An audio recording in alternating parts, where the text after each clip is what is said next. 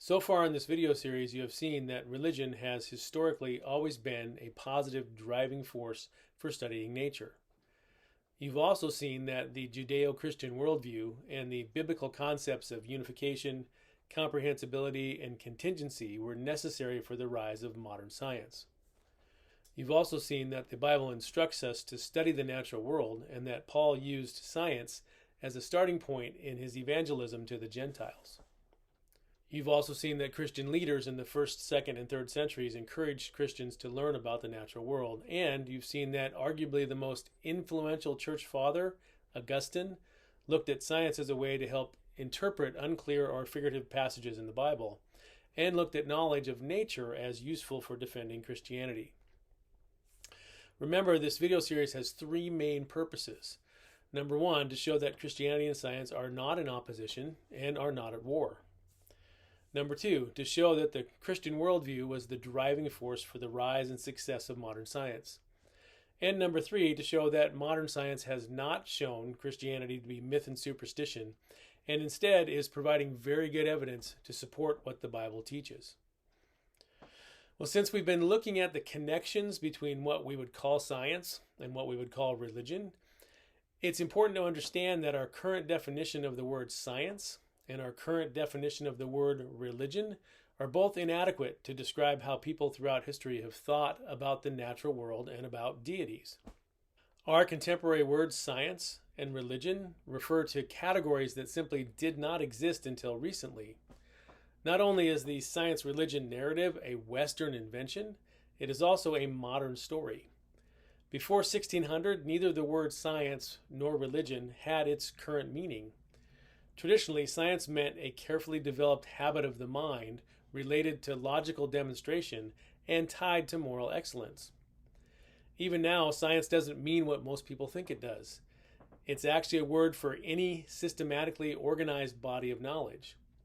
It doesn't just represent the natural sciences or the biological sciences, but also such things as the mathematical sciences and the philosophical sciences. Religion has traditionally meant interior acts of devotion and prayer and the behaviors that come out of those actions. The two historically have worked together and are not an either-or choice. Carefully developing habits of the mind included and should include also interior acts of devotion. In all major civilizations, people have thought about nature and about man's place in the cosmos together. It has primarily been in the modern West that we have separated that thinking into 2 distinct ways of looking at the world. It wasn't until the 13th century that theology was even considered as a separate activity or profession. For example, Psalm 19 contains thinking about the natural world, the heavens, alongside instructions about God's laws for man and teaching about our relationship to God. The heavens declare the glory of God, and the sky above proclaims his handiwork. Day to day pours out speech, and night to night reveals knowledge. Moving down. The law of the Lord is perfect, reviving the soul. The testimony of the Lord is sure, making wise the simple. The precepts of the Lord are right, rejoicing the heart. And, finishing Psalm 19, keep back your servant also from presumptuous sins. Let them not have dominion over me. Then I shall be blameless and innocent of great transgression. Let the words of my mouth and the meditation of my heart be acceptable in your sight, O Lord, my rock and my redeemer. In the Bible, natural law, science, is directly compared to moral law and redemption. Classically educated scholars learned Aristotle and Ptolemy right alongside theology. The biblical authors, as well as medieval scholars, knew that your concept of God informed your concept of nature, and how you understood nature affected your understanding of God. Theological thinking traditionally went hand in hand with natural philosophy. So to separate the two, to separate science and Christianity, and claim that science has always been at war with religion, is a misrepresentation of what history demonstrates. The best examples of this were the Christian monasteries after the fall of Rome and the first universities, which were a Christian idea. During the dangerous and unstable time following the fall of Rome, it was the Christian monasteries that kept literacy and learning alive. Monastic schools did, of course, focus mainly on biblical and devotional sources, but also preserved the classical tradition, which included Aristotle, Ptolemy, several writings from the Stoics and Epicureans, Euclid, Ptolemy, and Galen. The monasteries also contributed to the natural sciences, mainly in the form of written commentaries on these ancient Greek texts. Most importantly, these Christian monasteries preserved and disseminated the classic academic works. In the 11th and 12th century, when Europe experienced political, social, and economic renewal and the return of something resembling a centralized government, these preserved and copied works were ready to create opportunities when education shifted to cathedral schools and then to universities. So instead of considering this time a dark age, it is more appropriate to call it a preparatory age.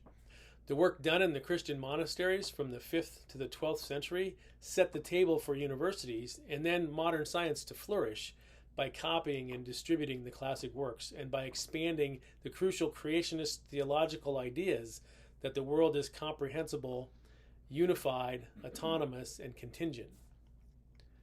It was Christianity that kept academic learning alive through the so-called Dark Ages. In the 11th century, Christians continued to be the ones promoting education, starting the University of Bologna in 1088, followed by the University of Paris, and then Oxford, both sometime before 1200, and then followed by many others. These universities were supported by Christians and run by Christians. Christian universities continued the work of the Christian monasteries and provided additional stimulus to translate the ancient Greek and Arabic texts into Latin, many of which concerned the knowledge of nature or science. If you've been told that the Dark Ages were a time when European Christians held science back and ignored pagan learning, then how do you explain the desire of the Christian monasteries and the Christian church-supported universities to translate the Greek and Arabic texts? The Christians were the ones that translated these crucial Greek and pagan texts into a language that was accessible to the general public. This added to the scholarship level of the universities. If you need more evidence that Christianity advanced science in the Middle Ages, consider that 30% of the medieval university liberal arts curriculum addressed what we would call science. As undergraduates at these Christian-run schools, students had to discuss the scientific ideas of the day.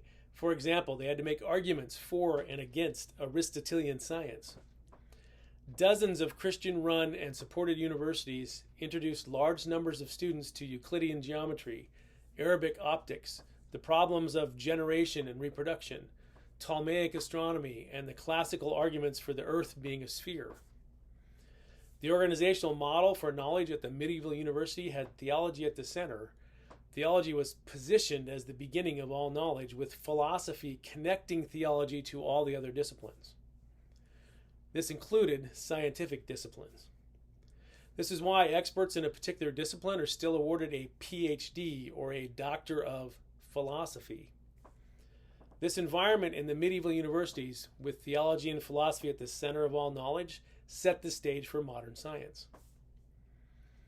So science and Christianity have traditionally complemented each other and have been intimately connected throughout history. Science was not held back during the so-called Dark Ages and the medieval times. In fact, it was the Christians and the Christian church that kept learning and scientific knowledge alive during the Middle Ages. And it was the Christians and the Christian church that were responsible for the first universities.